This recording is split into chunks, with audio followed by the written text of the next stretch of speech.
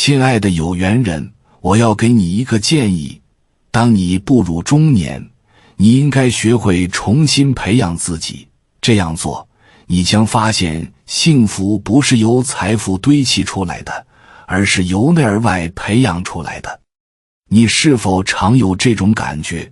虽然工作了很长时间，但认知能力似乎并没有提升，年纪不大，虽然没有大病，小毛病却不断，事业上也总是遇到瓶颈，想向周围的人求助，却发现他们爱莫能助，工资每月都花光，急需用钱时却束手无策。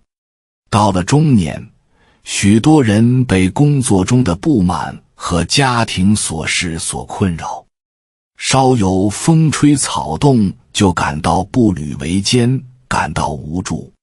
但就像作家三毛所说，人生的每个阶段都有其独特的风景。想要摆脱困境，与其抱怨，不如重新塑造自己，不断追求成长和进步。大家好，这里是智慧人生，记得点赞订阅并打开小铃铛，这样您就不会错过我们的新视频，与我们一起同修福慧。在现代社会中，许多中年人常常感到事业停滞不前，生活琐事繁杂，经济压力沉重。随着时间的推移，曾经充满激情与理想的年轻人，逐渐在现实的重压下失去方向。面对每天繁忙的工作、家庭责任以及社会期望，许多人感到心力交瘁。我们常常听到中年危机这个词，它不仅仅是一个阶段的称呼，更是一种深刻的内心挣扎。在这个阶段，我们不仅要面对身体的变化，还要处理内心的焦虑与不安。看着周围的同龄人逐渐成就事业，拥有幸福家庭，而自己却在原地踏步，这种无力感令人窒息。很多人开始意识到，单靠工作上的努力并不足以改变这种状态。面对生活的压力，许多人选择了逃避，或者陷入自我怀疑的漩涡中。这种状况不仅影响了他们的工作表现，还逐渐侵蚀了他们的生活品质。即使在成功的外表下，内心的焦虑与不安依然无处不在。我们可能在职场上保持冷静和自信，但一回到家中，心中的烦躁和不安便会如潮水般涌来。看着孩子的期望、配偶的期待，内心深处的自我怀疑又开始悄然滋生。是否是自己不够努力？是否是自己没有能力？这些问题不断萦绕，让人难以安宁。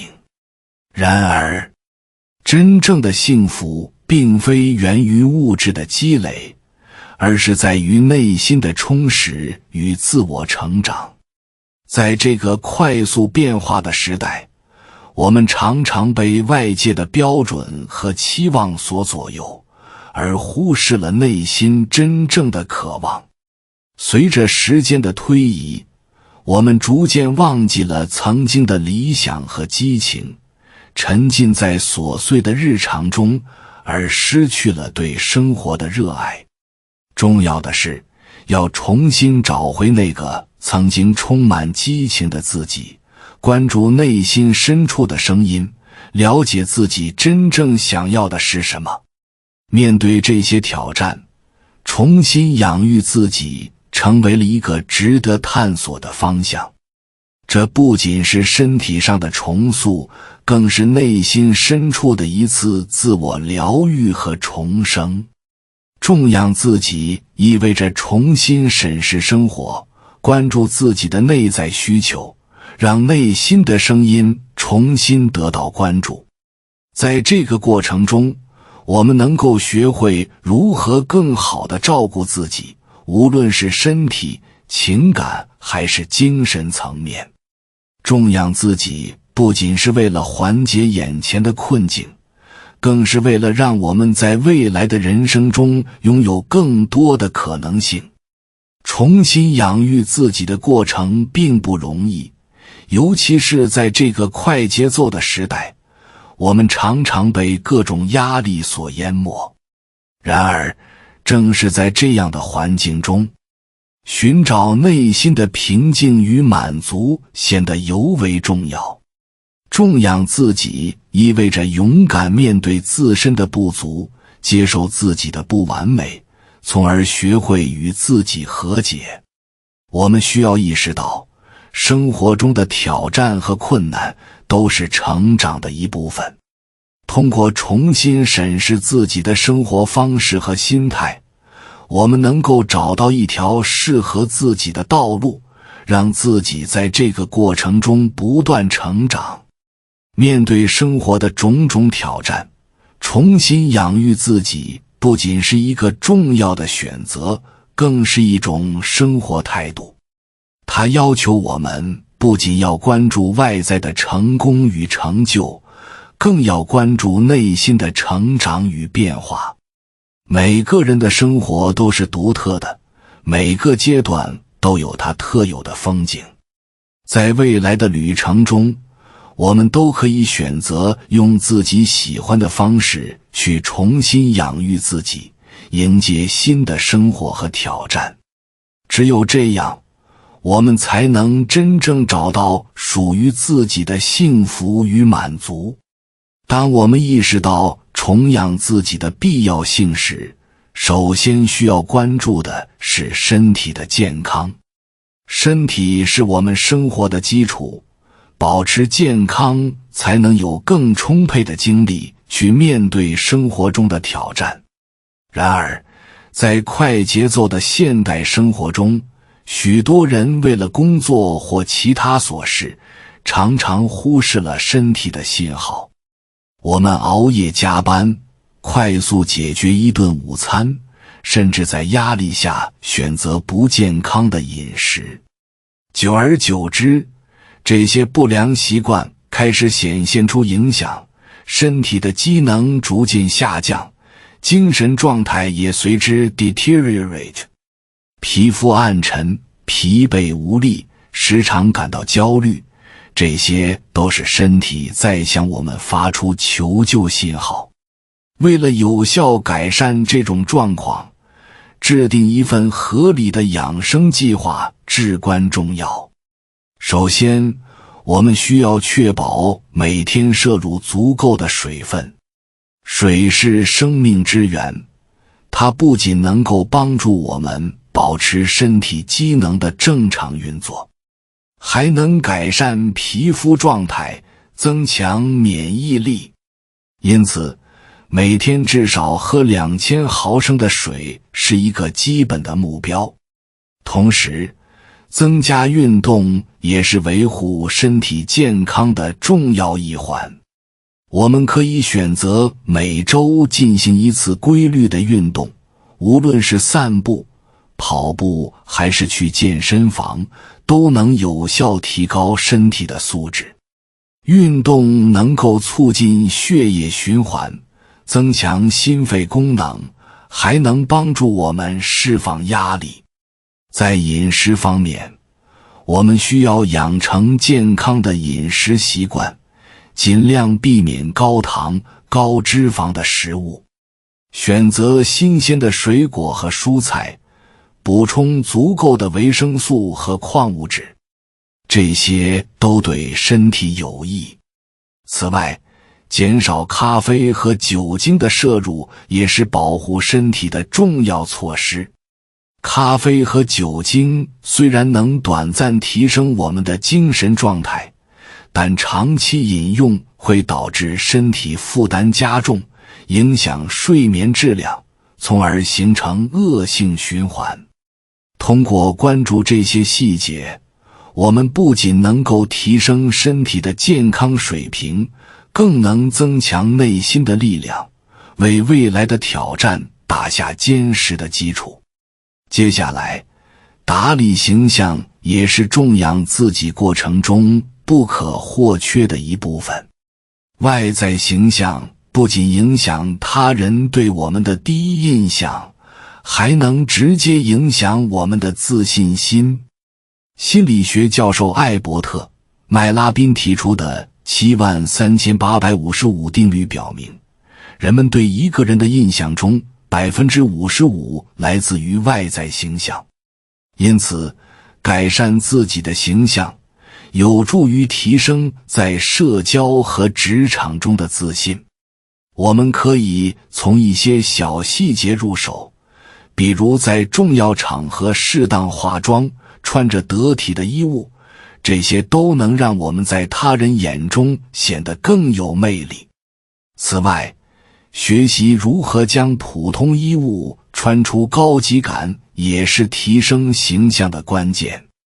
并不需要花费大量的金钱去购买名牌，而是要学会搭配与搭配色彩，了解自己的体型，选择合适的服装可以让自己显得更为精神焕发。走路时昂首挺胸，微笑面对他人，都会使我们自信地展现自己。而这种自信不仅会吸引他人，也会让自己在日常生活中更加从容。通过打理形象，我们不仅提升了外在的魅力，更为内心的自信与积极态度提供了支持。社交圈的管理同样是重养自己过程中重要的一环。在当今社会，很多人常常陷入社交的困境，认为多交朋友就意味着拥有更多的资源和支持。然而，实际上，与其维持许多表面上的关系，不如精简社交圈，留下真正能够彼此支持的朋友。在面对生活中的困难时，能够给予我们帮助和鼓励的，往往是那些能够倾诉心声的朋友。因此，选择与积极向上、充满正能量的人交往，能够使我们的生活更加积极与美好。绝交不开心的人，意味着我们要勇敢地放下那些负能量的人际关系。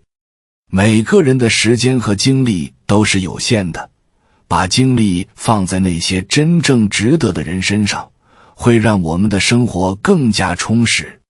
相较于表面的朋友，真正的朋友是能够在我们遇到困难时给予支持与理解的人。与其在繁杂的社交中迷失，不如专注于与几位值得信赖的人建立深厚的关系。这样的社交方式不仅能减少生活中的负担，也能让我们在生活的旅程中感受到温暖与支持。在重新养育自己的过程中，停止自我设限同样至关重要。许多人常常因为对自己的能力缺乏信心，而选择放弃尝试新的事物。其实，人生的旅程本应是一片广阔的天地，而非固定的轨迹。打破自我设限，就是要鼓励自己勇敢尝试，无论是学习新技能，还是参与新项目。只有通过实践，我们才能真正认识到自己的潜力。在面对新任务或新挑战时，许多人会因为担心自己做不好而感到焦虑。这种自我怀疑的情绪常常会阻碍我们前进的脚步。然而，人生的旅程并不是一帆风顺的，正是因为有了挑战和困难，我们才能成长与进步。无论是在职场上还是生活中，勇敢面对未知，告诉自己我可以做到，是克服恐惧的关键。在这个过程中，我们会不断发现自己的不足，但这些不足并不是我们放弃的理由，而是成长的机会。最后，丰富内心也是重养自己过程中不可或缺的一部分。在快节奏的生活中，我们往往忽视了内心的需求，生活的压力使得我们的心灵感到疲惫。因此，寻找内心的平静与满足显得尤为重要。通过培养兴趣爱好，我们不仅能够提升自己的修养，还能在忙碌的生活中找到乐趣。可以尝试每月读一本书，选择不同主题的书籍来丰富自己的知识和视野。也可以学习一些新技能，比如绘画、摄影或者烹饪。这些活动不仅能提升我们的生活质量，还能让我们在繁忙的生活中找到属于自己的小确幸。在这个过程中，我们不仅能学会新知识，更能通过实践体验生活的乐趣。当我们开始关注内心的需求，重视精神层面的成长时，生活将会变得更加充实。通过不断丰富内心，我们能够更好地面对生活中的挑战，找到属于自己的幸福与满足。重养自己不仅是一次自我疗愈的旅程，更是一个不断探索与成长的过程。每一天都是一个新的开始，让我们勇敢面对，迎接未来的挑战。当我们开始重养自己时，最明显的好处之一就是照顾自己的内在需求。内心的强大并不是一蹴而就的，而是需要我们在日常生活中不断关注自己的情感与心理状态。许多人在繁忙的生活中忽视了自己的需求，最终导致内心的匮乏感和焦虑感。因此，重养自己的过程中，我们需要学会倾听内心，理解自己真正需要的是什么。这种对内在需求的关注，能够让我们在面对外界的压力和挑战时，保持内心的稳定与平和。通过自我照顾，我们能够更清晰地认知自己的情感和需求。正如一位心理咨询师所说，内心的强大来自于对自己需求的敏感。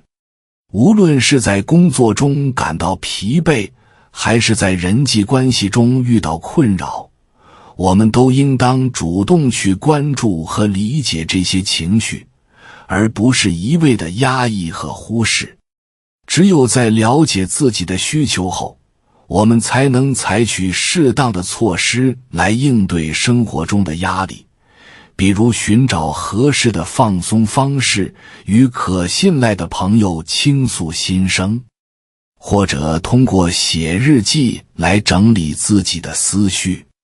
同时，照顾内在需求的过程也意味着我们开始学会爱自己。爱自己并不是自私，而是对自己人生的一种负责任的态度。当我们学会给自己足够的关怀与理解时，内心的力量也会随之增强。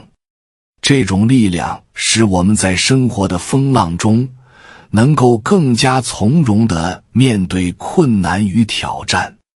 我们会变得更有勇气去追求自己真正想要的生活，而不是被他人的期待和评价所束缚。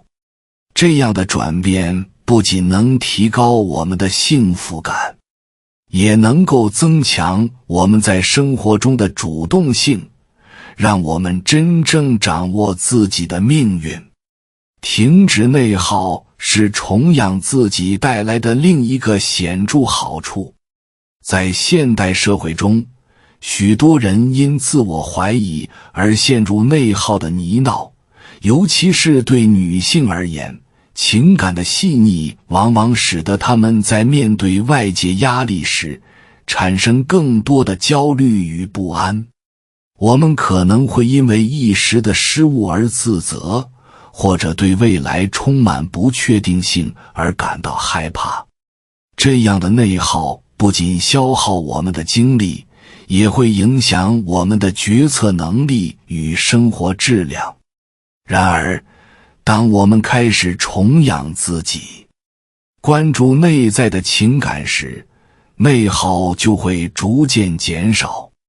通过了解和接纳自己的情绪，我们可以与自己的内心进行良好的对话，而不是将情感压抑在心底。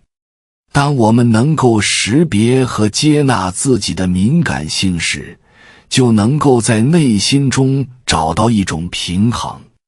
我们可以学会将负面情绪转化为积极的动力，而不是让其成为我们前进的绊脚石。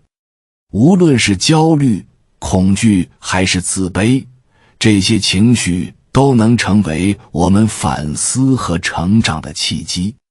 例如，当我们在工作中遭遇挫折时，内心可能会感到无助，但通过对情绪的分析，我们可以找到问题的根源，进而寻求解决方案。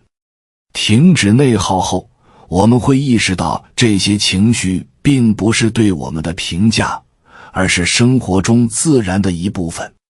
这样的觉察让我们在面对困难时能够更从容地应对，而不是被情绪所左右。通过自我疗愈与内心的和解，我们能更清晰地看待人生的挑战，培养出一种积极的心态，让生活变得更加美好。重养自己还能够不断拓展我们的认知，提升视野。在当今这个信息爆炸的时代，很多人可能会因为日常生活的琐碎而局限了自己的视野。当我们不断重养自己，尤其是通过阅读、思考和写作来扩展自己的认知，我们就会发现这个世界是多么丰富多彩。阅读是拓宽视野的最佳方式之一，它能够帮助我们接触到不同的思想和文化，让我们在理解多元化的同时，也能激发出更深层次的思考。通过阅读不同主题的书籍，我们不仅能够获取知识，还能培养批判性思维能力，学会思考并反思自己的观点，可以帮助我们避免陷入思维的固定模式。写作则是将所学知识内化为个人思想的一种有效方式，通过文字表达我们对世界的看法，使我们更深入地理解自己与外部环境的关系。在这个过程中，我们不仅在提升自身的认知水平，也在开拓生活的宽度和深度。此外，参加各种学习活动和讨论小组也是丰富认知的好方法。与志同道合的人交流，不仅能够激发我们的灵感，也能让我们更清晰地认识到自身的不足。在这个过程中，我们学会接受他人的观点，从而不断拓展自己的视野。当我们能够从多个角度看待问题时，生活中的困惑与挑战就会变得不那么令人生畏。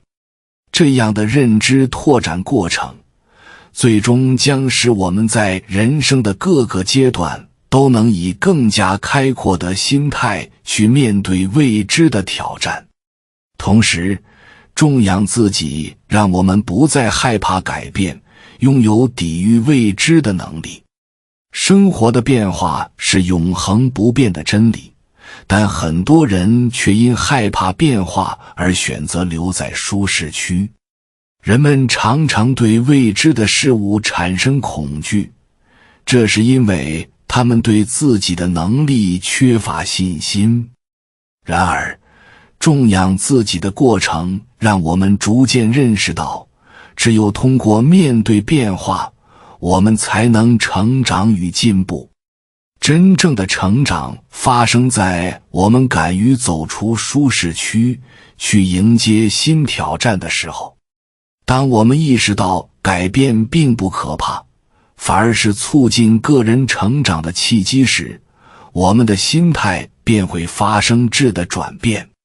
生活中有很多例子证明，勇敢面对挑战所带来的不仅是成功，还有对自我能力的深刻认识。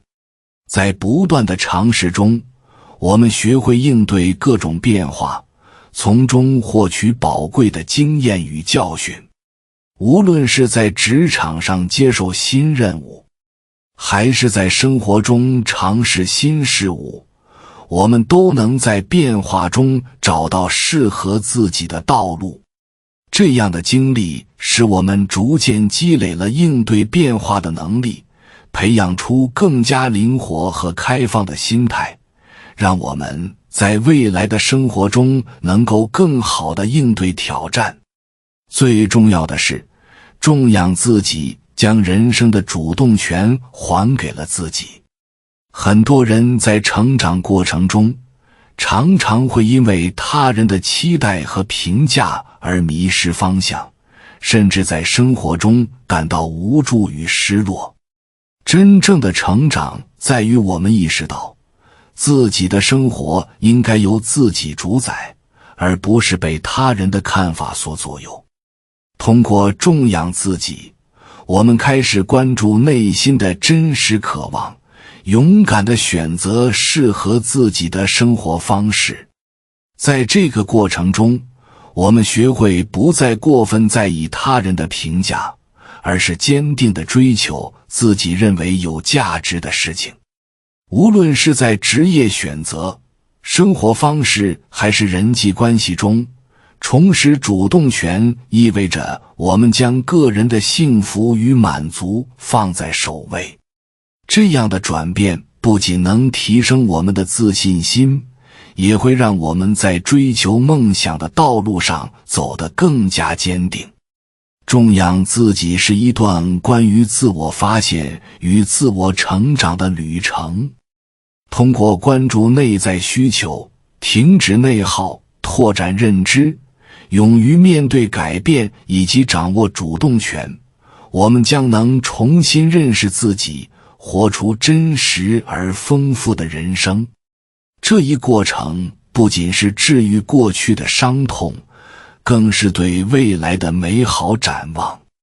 当我们真正做到这一点时，我们的生活将会变得更加充实与精彩，幸福感也会随之而来。每一个新的开始都是重生的机会，愿我们都能在重养自己的旅程中找到内心的宁静与快乐。通过重养自己，我们不仅是在物质层面进行自我提升，更是在精神和情感层面建立一个新的自我。每个人内心都有一个小孩，那是最真实的自我。在成长的过程中，这个小孩可能因为环境的变化、社会的期待而受到忽视，甚至受到伤害。重养自己的过程正是一个回归的旅程，让我们重新拥抱那个曾经渴望被爱的自己。当我们学会以一种更加温柔和包容的态度来对待自己时，我们便能够真正理解内心深处的需求和渴望。这不仅仅是对过往缺失的一种补偿，更是对未来生活的一种期待与追求。我们开始意识到，人生的每一个阶段都值得被珍视，每一次自我反思都能让我们更加接近内心的真实。这种觉察不仅能提升我们的情感智商，还能增强我们在生活中的适应能力。在重养自己的过程中，我们也逐渐学会了如何与他人建立更加健康和充实的人际关系。当我们能够理解并照顾好自己的内心需求时，我们便不再依赖他人的认可来获得自我价值。这样一来，我们与他人的关系便会变得更加平等与和谐。我们会吸引到那些能够欣赏我们真实自我的人，形成一种相互支持与鼓励的良性循环。在这样的环境中，我们能够更自在地表达自己，释放内心的焦虑与不安。此外，重养自己的过程也让我们明白了生命的脆弱与珍贵。生活中总有一些意外和变化会让我们措手不及。当我们意识到这些变化的不可避免时，我们便会更加珍惜眼前的一切。我们开始学会放下过去的执念，学会接纳生活中的不完美。这样的心态使得我们在面对挫折时，能够以更加开放的姿态去应对，而不是一味的逃避和抵抗。在未来的日子里，我们会发现，生活不再是单一的追求成功，而是丰富多彩的体验。每一次的经历都是成长的契机，无论是快乐还是痛苦，都是我们人生旅途中的重要一部分。通过重养自己，我们不仅提升了自我的认知和能力，更在心灵深处埋下了一颗希望的种子。这颗种子将在未来的生活中生根发芽，让我们始终怀抱对生活的热爱与期待。重养自己并不意味着我们要放弃对生活的追求，反而是让我们在追求中更加坚定。通过自我反思与成长，我们会发现，人生的主动权始终掌握在自己手中。无论外界的环境如何变化，我们都能依靠内心的力量，去追求自己真正渴望的生活。这样的追求不仅仅是为了实现目标，更是为了在过程中找到自我，体验生命的真实与丰盈。当我们最终实现重养自己的目标时，所获得的不仅是身体的健康、情感的满足，或是精神的丰盈，更是对自我价值的重新定义。